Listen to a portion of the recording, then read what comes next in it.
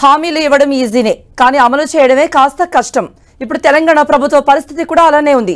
అప్పు చేసి హామీలు అమలు చేయబోతోంది కాంగ్రెస్ ప్రభుత్వం. ఎన్నికల తర్వాత 6 గ్యారెంటీలను అమలు చేయాలంటే అప్పు చేయక తప్పడం లేదంటోంది రేవంత్ సర్కార్. ఫైనాన్షియల్ ఇయర్ స్టార్ట్ కావడంతో ఈ నెల నుండి వచ్చే 3 నెలల్లో 16,000 కోట్ల అప్పులు చేసేందుకు ప్రణాళికలు సిద్ధం చేసింది తెలంగాణ ప్రభుత్వం.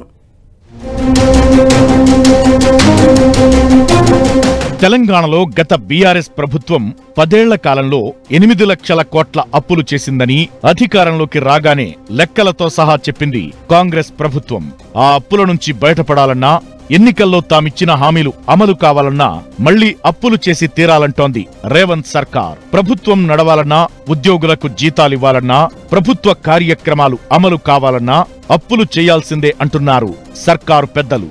రాష్ట్రంపై ఆర్థిక భారం భారీగా ఉన్నా కూడా తామిచ్చిన హామీలు, అందులోనూ 6 గ్యారంటీలు అమలు చేయాలంటే మాత్రం మళ్లీ కొత్తగా అప్పులు చేయక తప్పదని అంటున్నారు.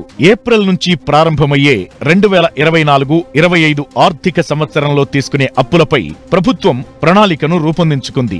నెలవారీగా, త్రైమాసికం వారీగా తీసుకోవాలనుకునే రుణాలపై ఒక అవగాహనకు వచ్చింది. ఇందులో భాగంగా ఏప్రిల్, మే, జూన్ మొదటి త్రైమాసికంలో సుమారుగా 16,000 కోట్ల రుణాలు బహిరంగ మార్కెట్ ద్వారా సేకరించాలని నిర్ణయించింది. ఈ మేరకు ఆర్బీఐకి తాము తీసుకోవాలనుకుంటున్న అప్పు సేకరణ వివరాలు పంపించారు తెలంగాణ ఆర్థిక శాఖ అధికారులు.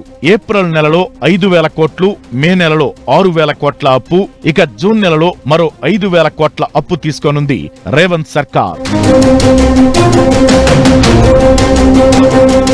లోక్సభ ఎన్నికల కారణంగా రాష్ట్రంలో కాంగ్రెస్ సర్కార్ 2024-25 ఆర్థిక సంవత్సరానికి ఓట్ ఆన్ అకౌంట్ బడ్జెట్ ను ప్రవేశపెట్టింది.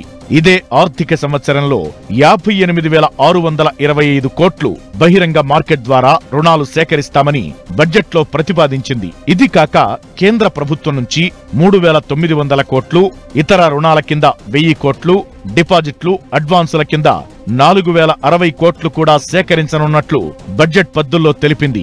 ఆర్బీఐ నిర్వహించే ఈ వేలం ద్వారా తీసుకునే బహిరంగ మార్కెట్ రుణాలే 50,625 కోట్ల వరకు ఉన్నాయి. ఆర్థిక సంవత్సరం చివరి 3 నెలల వరకు బడ్జెట్లో అంచనా వేసిన మేర అప్పు తీసుకోనుంది. నెలకు సగటున 5,000 కోట్ల అప్పు తీసుకోవాలన్న ఆలోచనలో తెలంగాణ ప్రభుత్వం ఉన్నట్లు తెలుస్తోంది. ఒకవైపు వివిధ మార్గాల ద్వారా ఆదాయం పెంచుకునే ప్రయత్నం చేస్తూనే మరోవైపు అప్పులను కూడా అదే స్థాయిలో చేస్తోంది కాంగ్రెస్ ప్రభుత్వం. గత బీఆర్ఎస్ ప్రభుత్వం అప్పులు చేస్తే విమర్శించిన కాంగ్రెస్ ఇప్పుడు అదే బాటలో అప్పులు చేస్తూ ప్రభుత్వాన్ని నడుపుతోంది. అయితే గత ప్రభుత్వం చేసిన అప్పుల వల్లే ఇప్పుడు అప్పులు చేయకుండా ప్రభుత్వాన్ని నడిపే పరిస్థితి లేదంటోంది కాంగ్రెస్.